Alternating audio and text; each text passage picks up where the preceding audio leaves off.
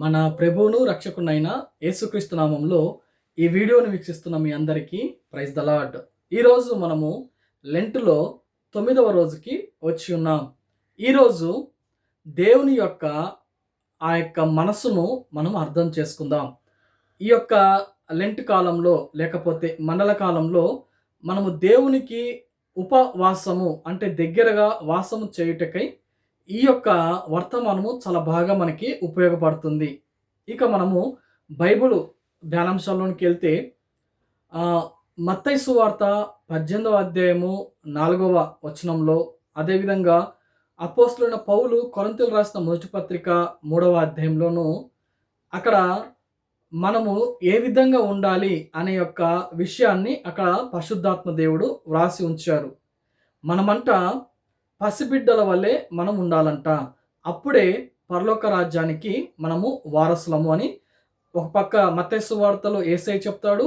అదేవిధంగా మొదటి కొరింథీయుల పత్రికలో అపోస్తలుడైన పౌలు అదే యొక్క ఆ విషయాన్ని మనము పసిబిడ్డల వల్లే ఉన్నామని చెప్పి ఉండాలి అని చెప్పి అక్కడ రాసి ఉంచాడు. ఇది గమనించినట్లయితే ఈ యొక్క లెంట్ కాలంలో మన యొక్క హృదయము ఏ విధంగా నూతన పరచుకోవాలి అంటే, చిన్న బిడ్డలు ఏ విధంగా తగ్గించుకుంటారో పసిబిడ్డలు ఎట్లాంటి మనసు ఉంటుందో అలాంటి మనసు మనం కలిగి ఉండాలి. అదేవిధంగా మనము ఎక్కువ ఎక్స్పీరియన్స్ లేకపోతే దేవుని గురించిన తెలిసిన విషయంలో మనము చాలా అభివృద్ధి కలిగి లేకపోతే ఎక్కువ పరిజ్ఞానం కలిగి ఉండాలి.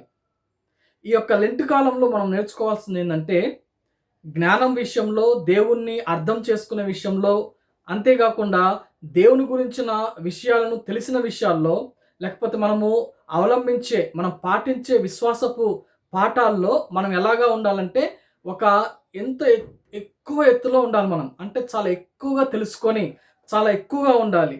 అదే విధానంలో మన హృదయం ఎలాగా ఉండాలి అంటే పసిబిడ్డల హృదయం వల్లే ఉండాలి. అంటే తగ్గించుకొని ఉండాలి అని అర్థం అన్నమాట. దీని ఎవరి ద్వారా మనకు ఈ లక్షణం మనకు వస్తుంది అంటే, ఈ లక్షణము మన ప్రభు అయిన యేసుక్రీస్తులో దాగి ఉంది. ఎలా చెప్పగలము అంటే, ఆయన ఆకాశ మహాకాశాలు పట్టజాలని దేవాది దేవుడుగా ఉండి కూడా మానవులమైన మన కొరకు తన్ను తాను తగ్గించుకొని రిక్తునిగా ఈ లోకానికి వచ్చాడు. ఈ లోకానికి రావడమే కాదు, ఈ లోకంలో మనందరి కోసము అనేక శ్రమలు పొందాడు, అనేక ఇబ్బందులు పడ్డాడు. ఆయన్ని దూషించారు, ఆయనకు అనేక మాటలు అన్నారు, ఆయన్ని చాలామంది మోసం చేశారు, చాలామంది ఆయన్ని హేళన చేశారు. అదేవిధంగా దయ్యాలు పట్టిన వాళ్ళని చెప్పారు, స్వస్థత పొందిన వాళ్ళే తిరిగి ఆయన్ని రాళ్ళతో కొట్టారు. ఆయన్ని ఎంతగానో ఆ యొక్క మహాసభకు ఈడ్చుకొని వెళ్ళి అక్కడ అబద్ధ సాక్ష్యాలు కూడా చెప్పారు. అయినా సరే తను తగ్గించుకొని యేసయ్య మనకు ఒక ముంగుర్తుగా, తండ్రి వీరేం చేయుచున్నారు, వీరు ఎరుగురు కనుక వీళ్ళు క్షమించమని చెప్పి ఎంతగానో తను తగ్గించుకొని మనకు రక్షణ ప్రసాదించి వెళ్ళాడు. ఈరోజు యేసయ్య తండ్రి కుడి చేతి వైపున కూర్చొని నిన్ను నన్ను గమనిస్తూ ఉన్నాడు. మనం కూడా ఎలాంటి మనసులు కలిగి ఉండాలి అని ఆశిస్తున్నాడు అంటే, పసిబిడ్డల మనసులాగా మనం కూడా ఉండాలి అని ఆశిస్తున్నాడు. మన హృదయాన్ని ఎలాగా ఉందో మనము పరిశీలించుకుందాం. ఎందుకు అంటే, మన హృదయము పసిబిడ్డల హృదయం వల్ల లేకుంటే పరలోక రాజ్యానికి వారసులం కామని మత్తయి సువార్త 18వ అధ్యాయంలో స్పష్టంగా యేసయ్య చెప్పాడు. మనము పసిబిడ్డలుగా ఉంటూ మన యొక్క ఆత్మీయంగా మనం ఏ విధంగా బలపడాలో అపోస్తలుడైన పౌలు మొదటి కొరింథీయుల పత్రికలో అక్కడ రాశాడు. కాబట్టి మనము ఈ యొక్క లెంట్ డేస్లో మనం ప్రాక్టీస్ చేయవలసిన విషయం ఏంటంటే, ఏ విషయంలో మనల్ని మనం హెచ్చించుకుంటున్నాం, ఏ విషయంలో మనల్ని మనం ఘనపరుచుకుంటున్నాం, ఏ విషయంలో మనము ఎక్కువ అని చూపించుకోవాలని ట్రై చేస్తున్నాం లేదా ప్రయత్నిస్తున్నామో వాటిని మానుకొని మనము దేవునిలాగా లేకపోతే దేవుని యొక్క లక్షణం కలిగే విధంగా ఆయనలాగా మనం కూడా అన్ని విషయాలు తగ్గించుకొని ముందుకు సాగిపోయే విధంగా ఈ యొక్క లెంట్ దేశంలో, లెంట్ యొక్క సమయంలో లేకపోతే ఈ యొక్క మండల కాలంలో మనము నేర్చుకోవడమే కదా ఈ యొక్క లెంట్ డేస్లో మనం చేయాల్సింది.